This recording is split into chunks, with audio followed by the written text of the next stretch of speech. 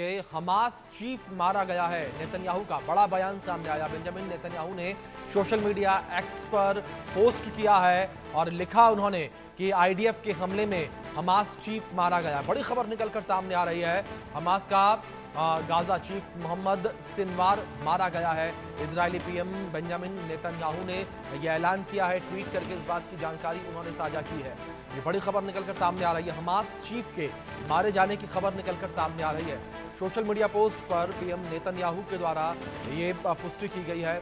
Hamas का Gaza chief Mohammad Sinwar मारा गया है। इजरायली पीएम नेतन्याहू ने ये ऐलान किया है। ये बड़ी खबर जो इस बीच निकलकर सामने आ रही है। सोशल मीडिया प्लेटफॉर्म एक्स पर पीएम नेतन्याहू ने पोस्ट किया, आईडीएफ के हमले में हमास चीफ मारा गया है। हमास का गाजा चीफ मोहम्मद सिनवार मारा गया है। इजरायली पीएम नेतन्याहू ने इस बात का ऐलान किया। हमास चीफ के मारे जाने की पुष्टि जो है वो नेतन्याहू ने की है। बेंजामिन नेतन्याहू के द्वारा जो है ये पुष्टि की गई है कि आईडीएफ के हमले में हमास चीफ मारा गया है। ये बड़ी खबर जो इस बीच सामने आ रही है। हमारे सहयोगी अजय जांडियाल जुड़ गए हैं अधिक जानकारियों के साथ, सीधे उनका रुख करेंगे। अजय, क्या इन्फॉर्मेशन फिलहाल आपको मिल पा रही है जिस तरीके से ये अपडेट निकलकर सामने आई है कि हमास चीफ जो है वो आईडीएफ के हमले में मारा गया है?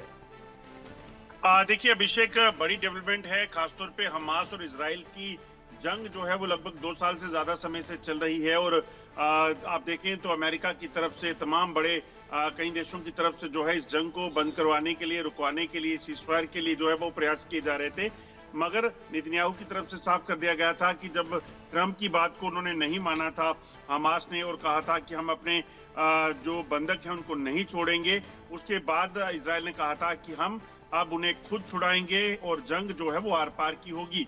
और उसी में अब जो नई डेवलपमेंट हुई है, आपको बता दूं कि यही मोहम्मद दाइफ यहिया सिनवार और मोहम्मद सिनवार दोनों जो है वो बताया जा रहा है कि ये मारे गए हैं। और ये ताज़ा हमलों में इजराइल की जो कार्रवाई हुई है उसमें जो है इन दोनों के मारे जाने की खबर जो है वो सामने आ रही है। इजराइल के हिसाब से देखें तो उनके लिए एक अच्छी खबर, क्योंकि यही दोनों थे जिन्होंने इस हमले को जो है जब इजराइल पर हमला हुआ था हमास का तो उसको अंजाम दिया था, प्लान किया था।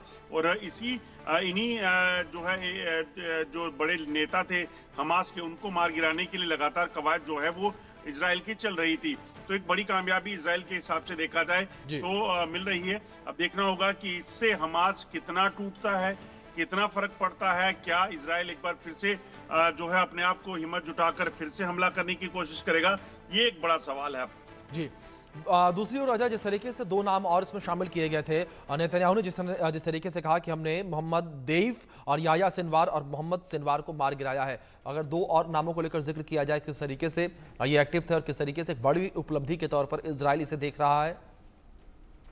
देखिए, सबसे बड़ी बात ये थी कि ये दोनों ही जो नाम हैं वो इसलिए बेहद चर्चा में थे क्योंकि यही वो नाम है जब हमास ने हमला किया था इजराइल पर, और उसी इन्हीं नामों को लेकर जो है वो लगातार चर्चा थी। जब जब इजराइल ने हमला किया उसके बाद इस चीज को जानने की कोशिश की, ये पता लगाया जा सके कि आखिरकार ये मोहम्मद सिनवार और याह्या सिनवार जो है ये कहाँ छुपे हुए हैं। और इसीलिए अगर आप देखें तो कई हॉस्पिटल, कई जो अंडरग्राउंड बंकर, तहखाने थे, उनको टारगेट करने का प्लान किया गया। और इतना ही नहीं, इजराइल ने इन दोनों को ढूंढने के लिए और बाकी जो बड़े नाम हैं हमास के, उनको ढूंढने के लिए लगातार ग्राउंड इन्वेजन यानी कि ग्राउंड पर भी फोर्सेस को लगाकर वहां पर तलाशी अभियान शुरू किया था। और इसके पीछे का मकसद यही था कि जब तक हमास के बड़े लीडर नहीं मारे जाते तब तक इस युद्ध को खत्म करना मुश्किल होगा।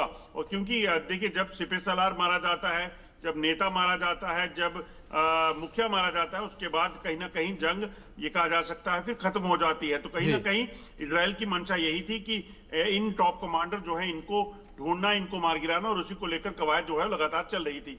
बिल्कुल अजय, जिस तरीके से आपने भी जिक्र किया, अगर टॉप कमांडर्स को लेकर बात करें तो हमास के जो टॉप कमांडर्स हैं वो सभी मारे गए हैं। ऐसे में जो हमास की जो सैन्य नेतृत्व को लेकर बात करें तो इस वक्त शून्य पर आकर टिकी हुई है। देखिए बिल्कुल, अगर आप देखें तो यह सिनवार और दूसरा जो है, इनके मारे जाने के बाद कहीं ना कहीं हमास की जो लीडरशिप है तमाम, उसमें तमाम बड़े नाम जो है वो मारे जा चुके हैं। और खासतौर पे अगर आपको बता दूं कि मोहम्मद सिनवार की बात करें तो ये काफी चर्चा में था, क्योंकि माना ही जाता है कि ये उन लोगों में शामिल था जिन्होंने इजराइल पर हमला करने की पूरी प्लानिंग की थी कि ग्लैडिएटर से जो है वहां जाकर हमला किया जाएगा और लोगों को बंधक बनाया जाएगा। तो इसलिए कहीं ना कहीं एक बड़ी उपलब्धि जो है वो इजराइल के लिए इसे माना जा रहा है। अब देखना होगा कि ये बड़ी उपलब्धि जो है अब इसे आगे कैसे जो है वो काउंटर करते हैं, क्योंकि सबसे बड़ी जो चुनौती होने वाली है वो ये कि अब क्या ये युद्ध जो है वो खत्म होगा या फिर अभी भी हमास के जो बचे हुए लीडर हैं, नेता हैं, उनको मार गिराने की कवायद जो है वो चलेगी। जी बिल्कुल अजय, जाहिर तौर पर अब देखना दिलचस्प होगा किस तरीके से हमास में नई डेवलपमेंट देखने को मिलती है, किस तरह से उन्हें नया कमांडर मिलता है और इजराइल के ऊपर वो किस तरीके से हमला करेगा। फिलहाल बहुत शुक्रिया आपका जुड़ने के लिए और इन अपडेट्स के लिए। अब बात करेंगे